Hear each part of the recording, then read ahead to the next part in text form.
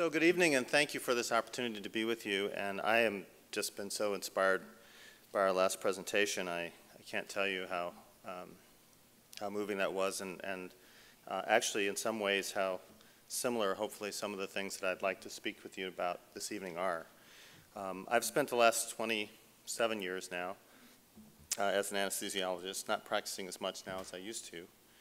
But I think a few comments I would make. A lot of times people think of anesthesiologists as the people that, quote, put you to sleep, and therefore probably went into the profession so that they could avoid actually having to deal with people. But in fact, I've found during my 27 years that it's actually provided me an opportunity to have some of the most amazing and intimate and moving and powerful interactions with other people that I've had in my life.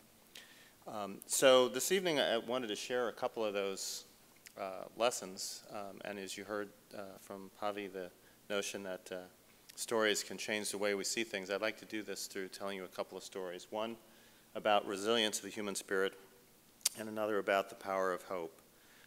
And this is the power to impact not just the patient or the one who's being cared for, but also the caregiver. And these things don't happen by accident, but in fact, they come about because of how we create the environment in which we provide our care and compassion. So let's move to chapter 1,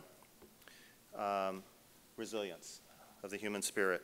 So of course, resilience we often associate with children because they are resilient beings, and if you have them, you know how they bounce back and bounce around, and that's really great. But okay, maybe I'll go back here. And I'd like to introduce you to Quantichem. It's just an organization called Quantichem. It stands in Spanish for Corporación para Ayudar a Niños Quemados, or Corporation to Help Burn Children. And it's located, it's all throughout the country of Chile, but its main location is in the comuna of Pudahuel, which is sort of a lower income sort of area, not lower income, there's not a lot of income there at all, so I would say a very sort of destitute part of Santiago. And how did we get here? Well, it's because of this man, Dr. Jorge Rojas, who I'd like to introduce you to. He's an amazing gentleman. He's a pediatric plastic surgeon, and also does reconstructive surgery. And he's also an amazing classical guitarist. Somehow this is advancing. And he was here giving a talk to a Rotary Club to try to raise a little bit of money, just a little bit of money, to a Rotary Club here in the East Bay. And a friend of mine told me about it, and he said, oh, let's go to this thing. And I said, well, it's early in the morning, and of course it's a little diner. And so it really wasn't a very attractive proposition, but for the sake of my friend, I went. And after he gave his presentation, I went home, told my wife Karen about it. And I said, well, we should learn more about this guy. Turned out he was staying in Alameda, so we had coffee with him. Well, by the time the lattes were drained, Karen turned to me and said, it's okay, we could do this. So I thought we were going to like write him a check or something. And this was in October. Well, by January, we were on our way to Chile for 6 months. We had packed up our house and rented our home and left our jobs, which fortunately were there for us to come back to. But we decided that we needed to do this at any rate. And one of the reasons is, there are a couple of reasons. One of the reasons is here in the picture. That's our daughter now is almost 11, so this is a few years ago. But at the time, she was 4.5, and that's Karen there. That's a younger, less gray me. And it was very personal because in Latin America, there are 7 million children burned a year. This statistic alone is just horrifying. And about 100,000 in Chile alone. And most of these kids are less than 4 years of age, mostly due to things like wood-burning stoves and open flame cooking and stoves that tip and don't have the same kind of safety standards. There's a lot of hot liquid spills, artificial fireworks, types of things. So there's a lot of reasons, just sort of social and environmental reasons, why all these kids are getting hurt. And this organization really works both on trying to educate and prevent those accidents from happening and also treating them. So we thought, well, my wife, by the way, is an operating room nurse, and so it's like, okay, we have skills, and like Dr. Stewart said earlier, we'll go and we'll, the cavalry, here we come. Well, quite the opposite happened. what I learned was actually more about the power of holistic medicine and how really treating the entire patient can make a huge difference. This is a painting done by a 3-year-old. I think it's, oops, go back. This is a painting by a 3-year-old boy whose parents were killed in a house fire. That's sort of depicted by the person on the ground there. The bomberos, so the firemen, are coming in the truck to save, but they're a bit too late. So you might say, well, this is, so by the way, this is about resilience. So we're gonna, you got to go down before you go up a little bit here. But it's not going to be all down, actually, which I thought maybe this would be about. But in fact, what's amazing is these types of therapies just actually get these kids to start to talk about these things.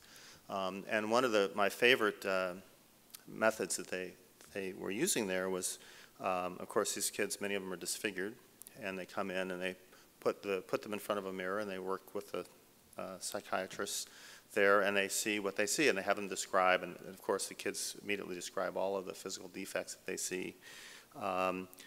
But as they start to go through this process, they say, well, tell me more about yourself. And I say, well, it's, I'm strong, I'm funny, I'm, smart, or whatever it happens to be. They start to paste these things all up along the same mirror. And so as they go through, finally, they look and they say, okay, now what do you see? And they see all of these great attributes of themselves, which gives them a certain level of confidence.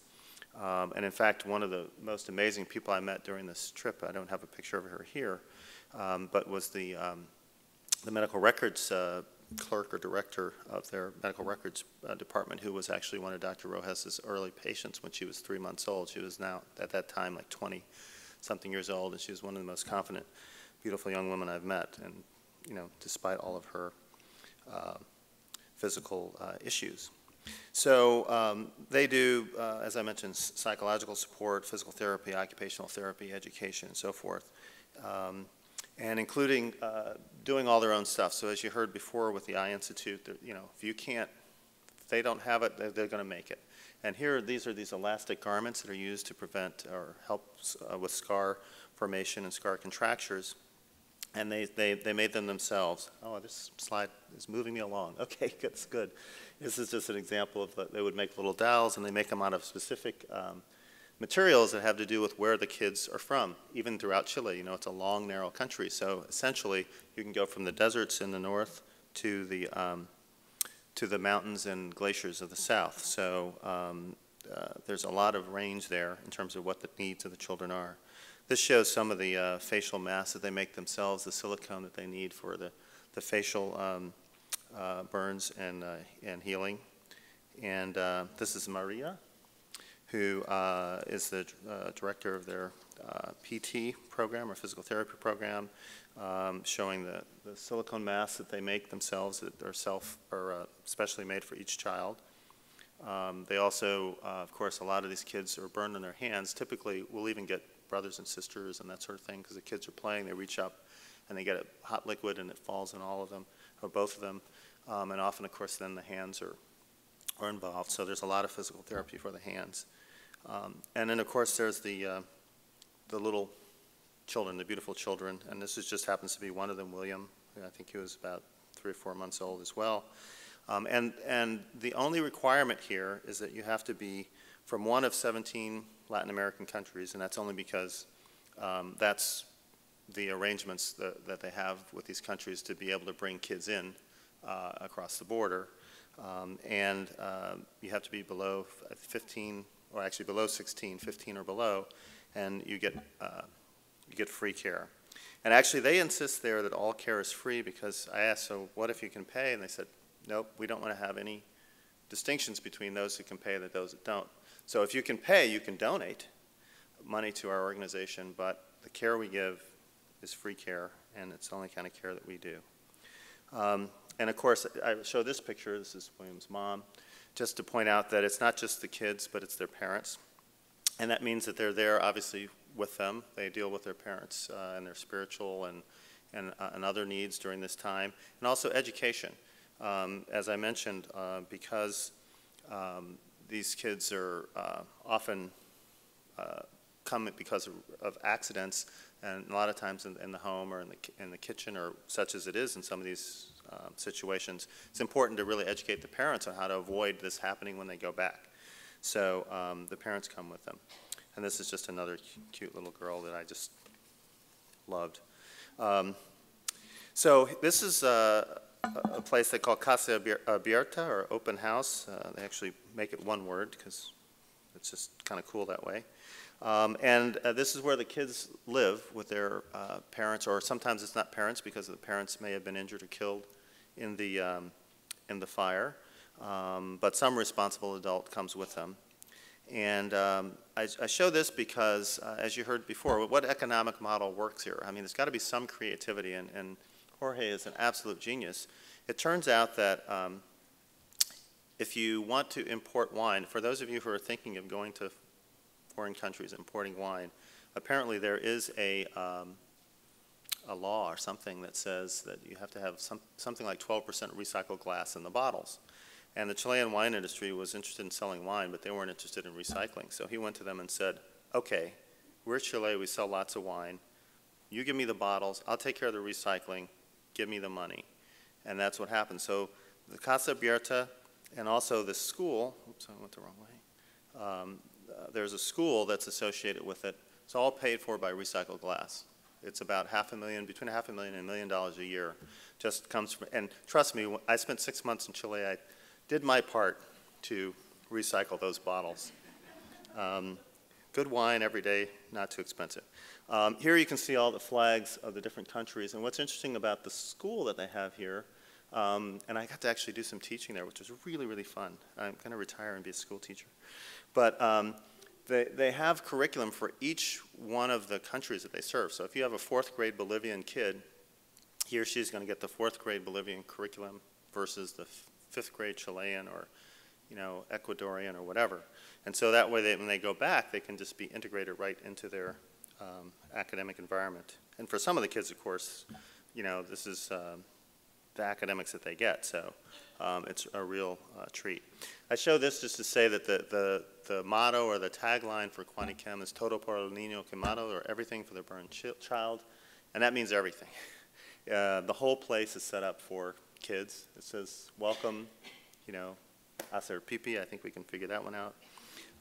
But truly, if things aren't right for the kids, it doesn't work there. One day I was in the operating room and working with one of the surgeons, and usually when you operate on children, you keep the room a little warmer because they don't regulate their heat very well. And so I made the real faux pas. This is when I knew it was culturally different. Here, if it's really hot and the surgeon's starting to sweat, you say, do we need to turn the room temperature down? So I made that inquiry there, and he looked at me and he goes, well, why are you asking me this? I said, well, it seems a little warm. He says, well, what about this kid? Doesn't the kid need? I said, yes. He's like, why are you asking me? If the kid needs the room to be warm, there's really no question there. So I thought that was a pretty powerful moment. The other thing that I mentioned was education, and they really involved the family. And so as a result, this is a education session for kids about to have surgery and their families and parents. So what happens is, instead of seeing screaming kids, for those of you who had kids who may have had a procedure, whatever, they come into a hospital and they're anxious and they're crying and they're screaming. This is how these kids go to sleep. They do half of the work for you because they're very well prepared and they understand what's about to happen. This is Dr. Sylvia Chicago, like the town. She is Chilean, from the north of Chile. And she is an amazing anesthesiologist. Again, I thought I was going to go and provide all these skills and so forth, and in fact, learned a lot from her myself. And as you'll see in a moment, actually had her come and do some work with us here. But this is me actually working. And the other point I wanted to make is that I think it's important as caregivers to make sure that to have some fun. I mean, it's part of resilience, is to not take yourself or life or anything too seriously. And let me just start this for 1 second. And so I think that's an important part of resilience, is making sure that there's humor, there's laughter, and there's fun as well. So what I'd like to do is, I think the points I'm trying to make to you are probably best illustrated by this one patient. Her name is Lydia. She's from Peru. She was 9 years old when I met her, having just sustained her burn.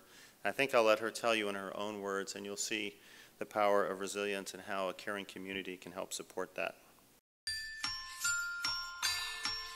Hola, soy Lidia, vengo del Perú. Mi casa es de tierra.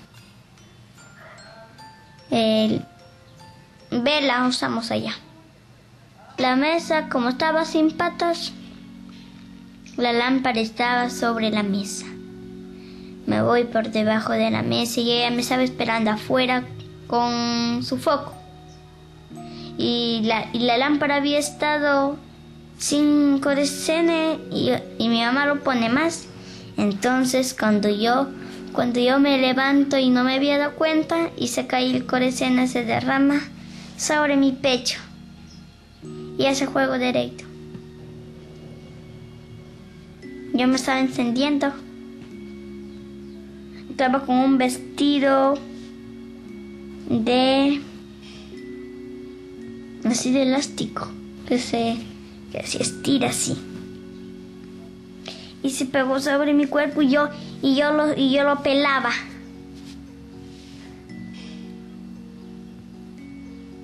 Como ancho estaba mi cuello.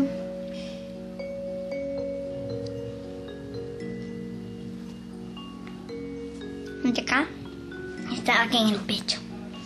Y este acá y mi labio de acá me jalaba hacia acá abajo.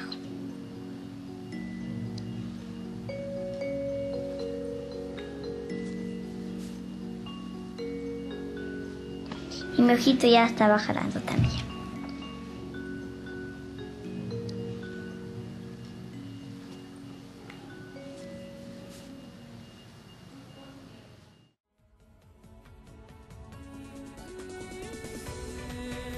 Me operaron. Me sacaron piel de la cabeza.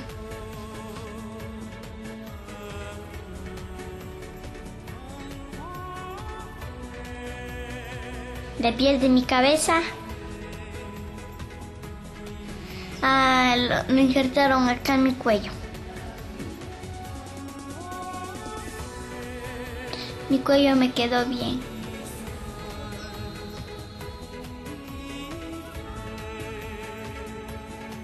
Mi operación duró 5 horas.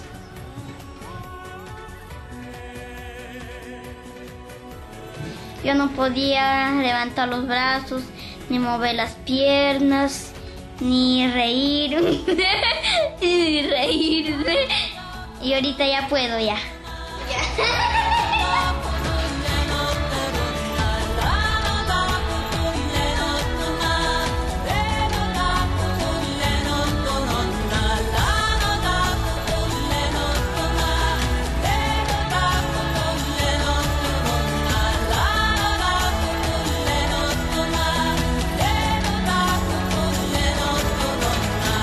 Colorín colorado, este cuento se ha acabado. Hola, Lidia. Hola, Lidia. So that was Lydia, and you can see this is actually Sylvia giving a talk here at the SimSearch Center in San Francisco. We brought her out to kind of share some of these stories and share some of her anesthetic knowledge and techniques, and I think this is another important part of the message, is that those connections need to be ongoing, and it's important to keep them going, because that's the strength of building a caring community that can actually reach across physical space and make a difference. So with that, I'm going to move to Chapter 2, the power of hope. And I think when we think about hope, I'll take you to what I at least thought was, before I learned better, perhaps one of the most hopeless situations that one could encounter, and that was what happened right after the earthquake in Haiti. As you recall, in January of 2010, I guess it was January 12th, earthquake hit. It actually wasn't as big as our own earthquakes here, Loma Prieta, but it took 275,000 lives, and many, many more than that were injured from the earthquake. And this is a picture of our first team that went. Actually, one of our team members is here. Lucy, where's Lucy? I know she doesn't want to be recognized, but I mean, we formed such tight bonds, and anyway, I just felt very good to have you here, so thank you. And if I get anything wrong in the story, you'll correct me, I hope. But again, sort of what happened was we're at home, and I think like everybody, I was home with Karen, and we're watching CNN or something and seeing all this happen. And again, she turns and did what she did in the coffee shop. She goes, "It's okay, you can go." She knew that we couldn't both go because by this point our daughter was, a little bit older, and certainly we couldn't bring her to Haiti, unlike Chile, which was a much different environment. It's like off you go. But of course, there was a problem. I mean, we all wanted to help, and I say when we all, the message here is that there was a huge community behind the people that you see in this picture that got us there. But we really had no hope of getting there, much less hope of helping, because there was no government.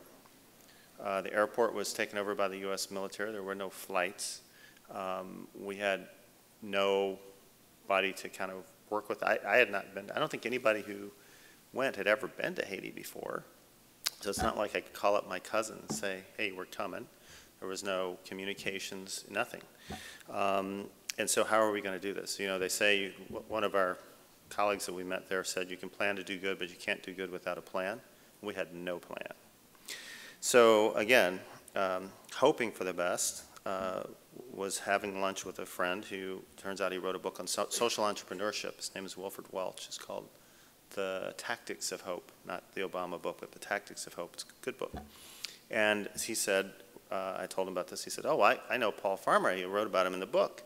I said, "Oh, that's great," because he and the partners, he started Partners in Health, for those of you who don't know, who have been in Haiti for 30 years now. And they do a lot of primary care AIDS, multi-drug resistant TB work, that kind of public health work. But they're distributed all throughout Haiti. So, they are really a Haitian-based organization. Well, they're based in Boston, but they're really engaged. And picked up the phone and said, "Here, I want you to talk to my friend." And we had a conversation. And so that's how we made our first connection.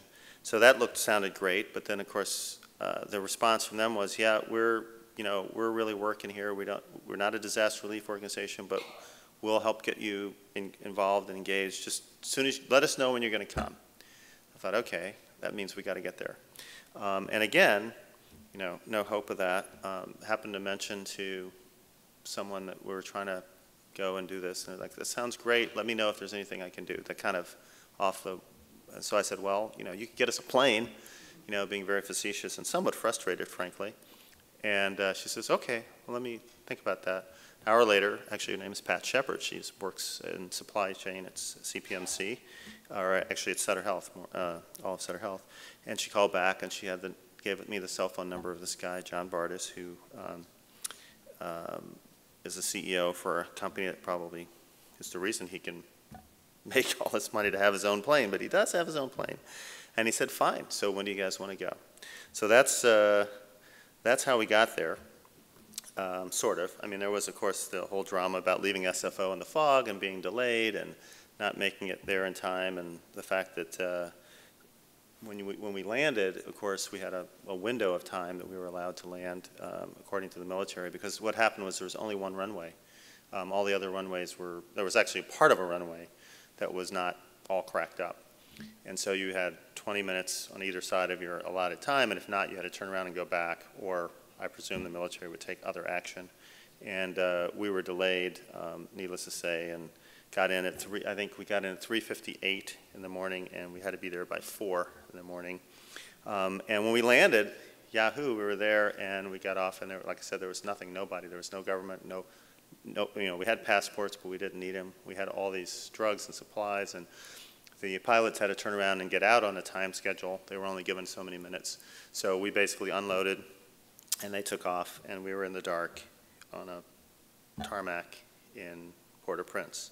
But someone eventually showed up from Partners in Health, as they said they would, and took us to our home for the night. This is actually with a light, so we were able to get some light when I guess the sun was coming up or something, I don't know. But we got a picture here, but when we showed up, it was pitch dark. And that's where we were. You can see this is a basketball court at the Fondation Aristide, because that's the only place all the buildings were either down or they were in danger of coming down. So that's kind of where we stayed, and we met our partners in health people the following morning. This shows you, I purposely left out some of the more like disturbing graphic stuff because there's no need for that. But you can see this is one of the more mild things, but it gives you the sense of just the power of that earthquake, that there were so many concrete buildings with concrete roofs and stuff, that everything just kind of pancaked.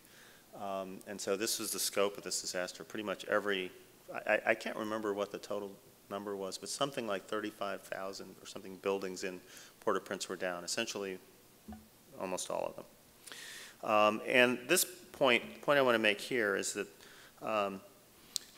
that the earthquake hit every segment of society.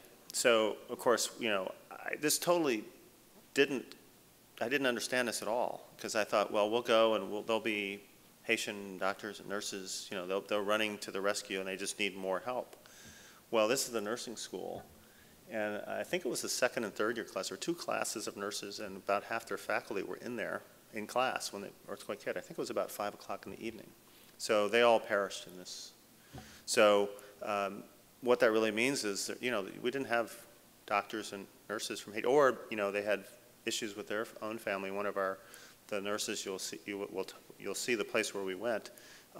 She was a pediatric nurse, had 5 children, 4 of them were killed. So, you know, for somebody like that to show up to work, it's kind of hard. She did, but there weren't a whole lot. So that was an additional complication. Of course, there were many displaced people. You've all heard about the tent cities and the kinds of conditions. Unfortunately, that hasn't turned around on a time frame that we would have liked, of course, and, you know, didn't help with things like the subsequent cholera outbreak that happened. Again, another man-made disaster because of poverty and social justice issues. And these were difficult times, as you can imagine. This sign says, we need help, food, water, medicine, emergency. We can't take this anymore. So even though I'm talking about hope, at this point, I think folks were feeling pretty much not only hopeless or in despair, but somewhat abandoned. So I think one of the key messages is just showing up actually can make a huge difference to people, because it shows that you care and that they're not being left to deal with this alone.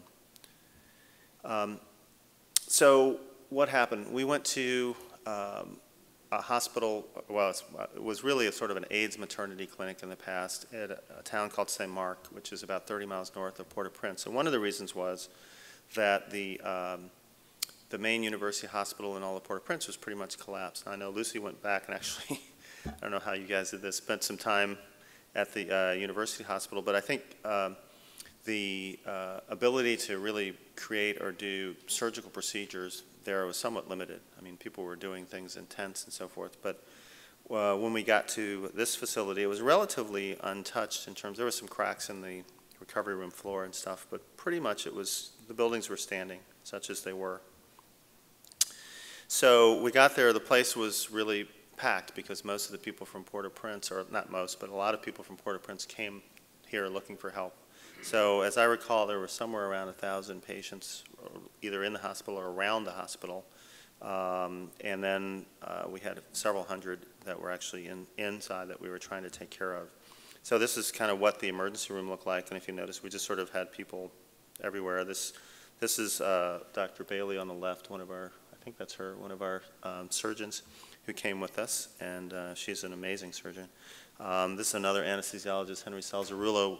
When we got there, there was a team from Mass General that was about our size. We had 15 people. I think we had 8 nurses and 7 physicians, or vice versa. And we actually talked about how would we, if we start off with the conversation of how would we divvy up our shifts, who would do what, you know, how, well, we'll take this operating, we take that one up, and then we looked at each other and said, what are we doing? You know, we're just, you know, so we became one big team and supported each other, and that worked out very, very well. This just shows that folks kind of came with whatever they had. There were some mats on the floor. Some people, though, showed up on ironing boards, on doors, being carried in.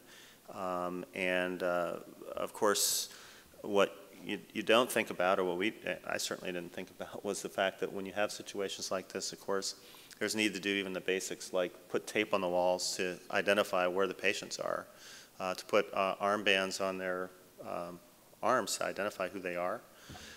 We even, because we weren't really sure what kind of conditions we would find or if anything would happen to us, we didn't want to be too dramatic, so we put patient identification with our ID on our ankles in case something happened to us, that we could be identified as well. So those are kind of things that we had to figure out as we went along. And yes, Abe, actually hospital administration was extremely important. It really, really was, because there was no order, no organization to anything. Nursing care, this is bedside nursing care. This is Liz Petruzella, Diane Petruzella's daughter, who's one of our surgical directors at CPMC, an amazing young nurse. And so we were kind of, because of the lack of Haitian infrastructure and support, we came thinking we were going to do operating room medicine, and of course it was changing bandages and doing wound care and, just anything, giving medications. We did anesthesia, on the floor and the bedsides, whatever it was. And sometimes it even meant operating when there was no electricity, because we couldn't afford to stop, basically. And this wasn't electricity out just because it was nighttime and dark. The electricity would go out intermittently during the day. As you can imagine, all the infrastructure was damaged. It wasn't very good to begin with. So we just needed to keep it rolling. So this is, actually, I have to admit, this little girl is she was 18 months old. Unfortunately, she wound up requiring an amputation, but we did spend a lot of time, I must say, trying to do limb salvage. That's the other thing, that many of the people that came to help, frankly, I won't say many, that's an exaggeration, I would say some, unfortunately, had sort of a cowboy mentality, and they would rush to do these amputations. And what we recognized was that that just gives a vision of these sort of Euro marauders coming in, and it wasn't very positive. So we had to spend a lot of time building up trust, and we spent a lot of time trying to do limb salvage and convince people that we were really trying to save their limbs, make them mobile. But as you heard earlier, just like in India, I suppose, here, if you're not mobile and you're not, you're in Haiti, you can't even be in a wheelchair and function, because the roads and everything else there's no ADA rules, right? So you have to be mobile, or else essentially you're gonna die. So limb salvage was very, very important, and we really tried hard to do that, which was a lot more work for us, but a lot better outcomes for the patient. Anyway, I did want to mention Vernon Wang, who was he's an anesthesiologist, was one of my partners, has now moved down to Mills Peninsula. But Vernon, funny story, I digress here, but it is pretty funny. So Vernon, in addition to being an anesthesiologist, was one of these Silicon Valley geeks who went and started the companies and, was technologically brilliant and made all kinds of money.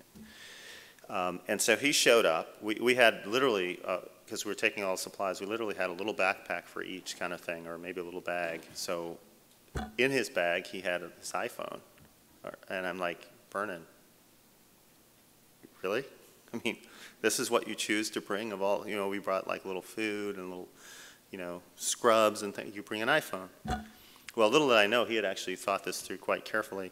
And yes, he is a techno geek, but on the iPhone he had Cars, Finding Nemo, and some videos for the kids, because we were very challenged with supplies and medications and with anesthesia. If you think about it, you need a lot of oxygen and these types of. We had 2 cylinders of oxygen for the entire time that we were there, so we didn't want to, I won't say waste it, but we couldn't afford to use it for most of our procedures. It was only absolutely necessary. So most of our procedures were done with regional anesthetic blocks or spinals or these sorts of things, even in little children.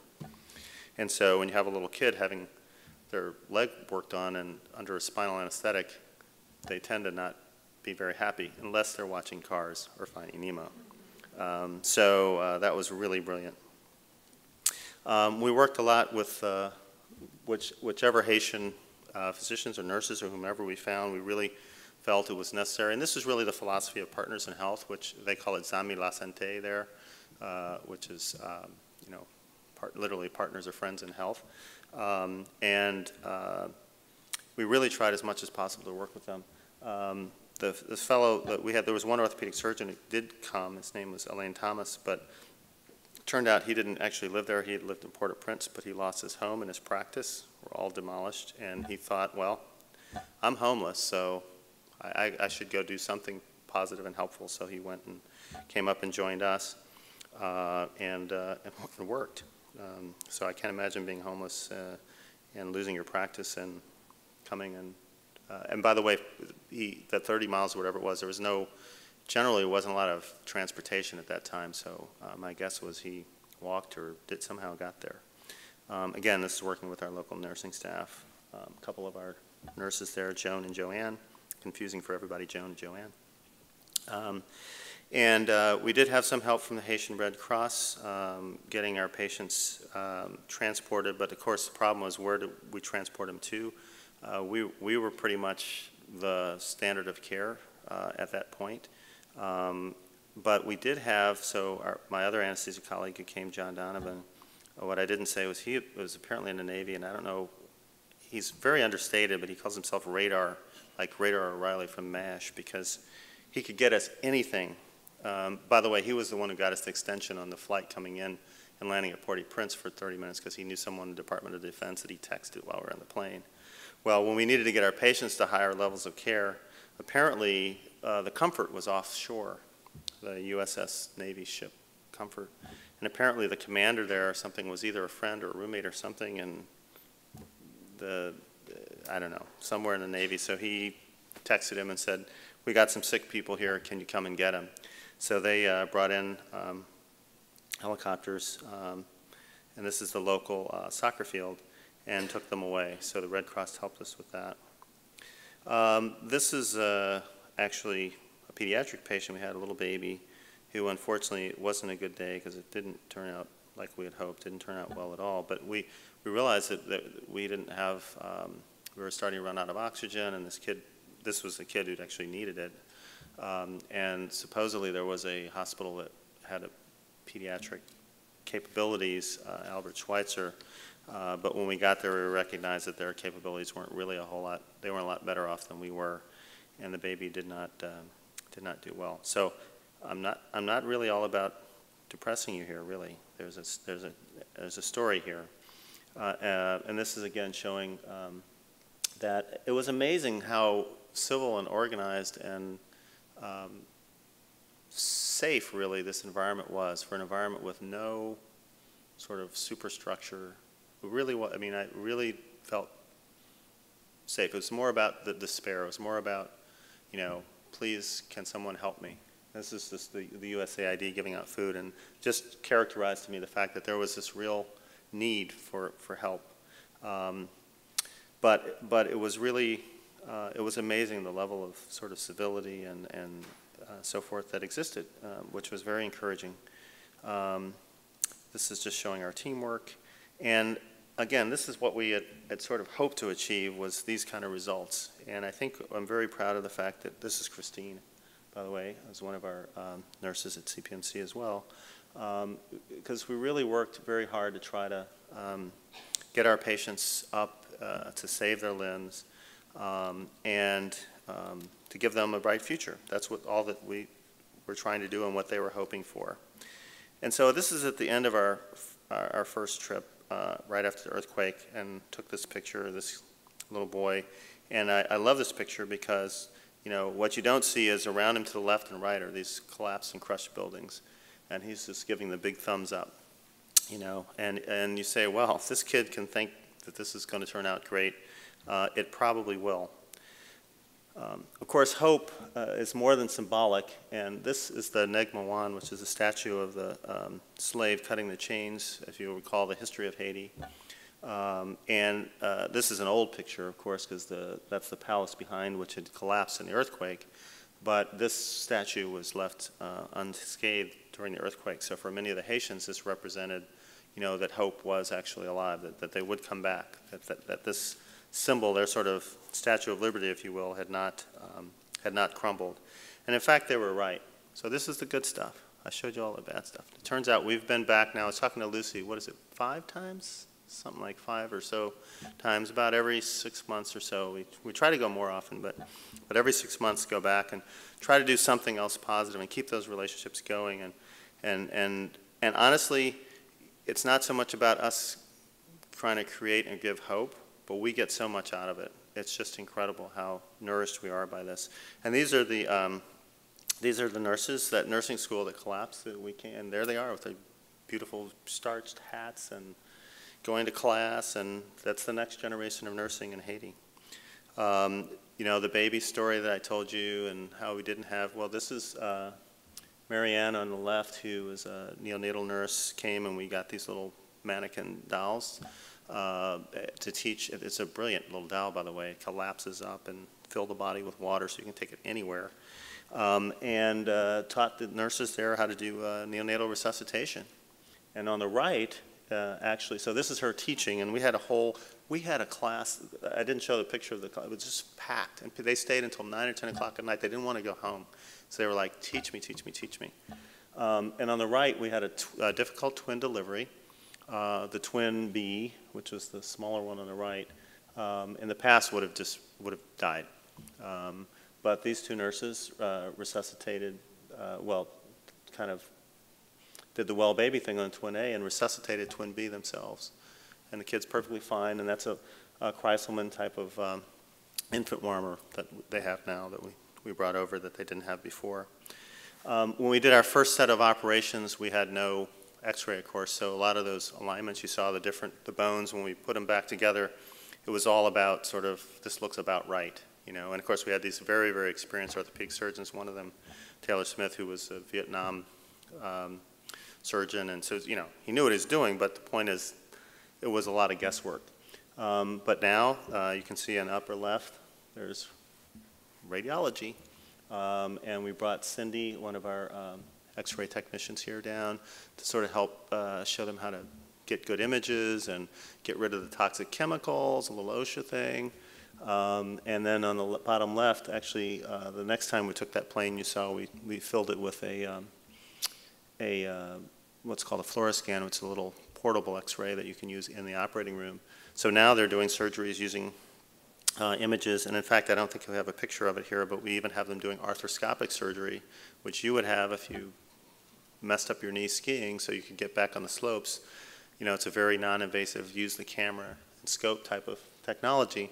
And the reason it's so valuable here is that, again, as I mentioned, if mobility is an issue, you have somebody who can either work and live and take care of themselves, or else they perish, pretty much. Sterilization, this is an example this is a regular OR sterilizer. If you go into one of the California Pacific or any one of the Sutter facilities, Altabate Summit, you'll see a sterilizer like this that we brought over. And the other thing I wanted you to notice in the picture on the right, if you look to the left, you'll see that box. And that is actually a box like you would see anywhere here with electricity. And it has circuit breakers, and it has 1-phase and 3-phase power. So that's all stuff that we didn't have before. And because of the sterilizer, for example, they can now use instruments to do procedures that we couldn't do before because we couldn't, couldn't sterilize them. The other thing I just will mention, just as a side note, because of the comment about the cost of implants, we obviously had some, in the immediate post-earthquake period, we had patients who had hip fractures and other things that we couldn't fix because we didn't have implants.